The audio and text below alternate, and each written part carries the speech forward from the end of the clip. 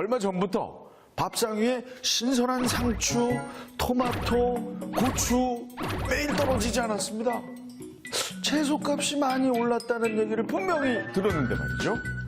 알고 보니까 아내가 베란다에 텃밭을 만들어서 채소를 직접 기르기 시작했던 거예요. 아내는 텃밭이 보기에도 좋고 생산하는 기쁨도 크다면서 아주 좋아했습니다. 저희 가족에겐 아내가 최고의 채소 생산자인 거죠.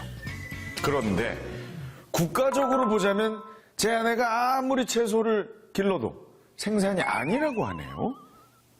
분명 어디 내놔도 칭찬할 만한 좋은 채소들인데 말입니다. 자, 이렇게 생산을 생산이라고 부르지 못하는 이유, 도대체 뭘까요?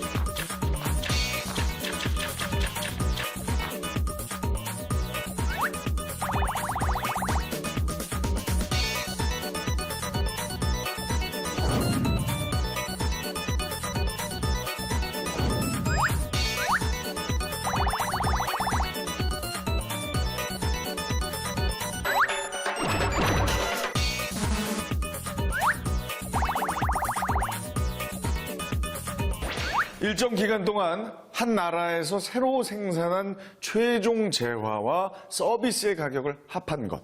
그것이 바로 국내 총생산, 즉 GDP입니다. 2017년 대한민국의 GDP라면 2017년 한 해 동안 우리나라 국경 안에서 생산된 모든 재화와 서비스의 가격을 합한 금액을 말하는 것이죠. 그렇다면 제 아내가 길러서 수확한 채소들, 왜 GDP에 들어가지 않는 걸까요? 바로 판매용이 아니기 때문입니다. 판매 가격이 없으니까 GDP로 계산할 수가 없겠죠? 만약에 텃밭에서 자라는 채소가 너무 많아, 본격적으로 돈을 받고 판매를 시작한다. 그러면 우리 집 텃밭 채소 가격도 GDP에 포함이 될 겁니다.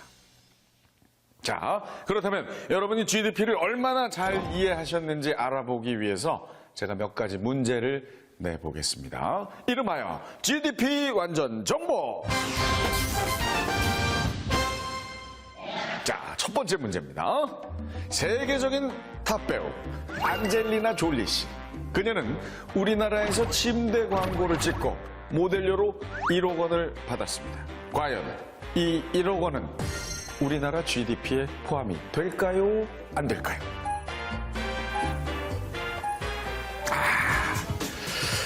생산자가 외국인이라도 우리나라 내에서 서비스를 생산했다면 우리나라 GDP에 포함이 됩니다.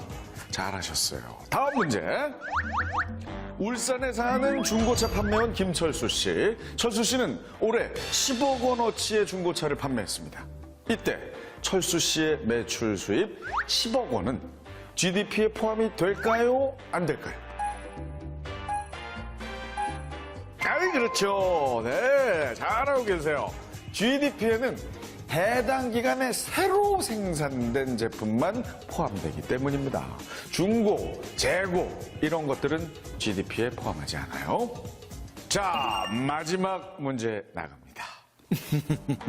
대한민국 최고의 코미디언 원조내생남 서경석이 프랑스에 가서 한국어 강사로 변신을 했습니다.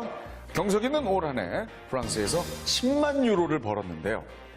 프랑스에서 한국어 바람을 일으킨 경석이가 번 10만 유로, 과연 우리나라 GDP에 해당될까요? 안 될까요? 그렇죠. 이제 뭐 완벽합니다. 잘하십니다. 경석이의 한국어 수업은 프랑스에서 생산됐잖아요. 프랑스의 GDP에 해당이 되지 우리나라 GDP와는 상관이 없습니다. 자, 이제 GDP 개념 정리 확실히 되셨어요? 그렇다면 이렇게 GDP를 계산하고 나라별로 순위까지 매기는 이유는 또 무엇일까요? 그것은 GDP가 나라의 경제 규모를 보여주기 때문입니다. 2016년 기준 세계 GDP 규모 1위는 그렇죠, 미국입니다.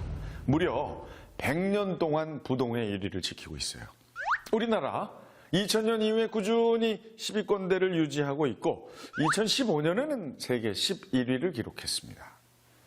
물론 GDP가 높은 나라가 무조건 잘 사는 나라라고 할 수는 없지만 경제 규모를 추정하는 데에는 큰 도움이 됩니다.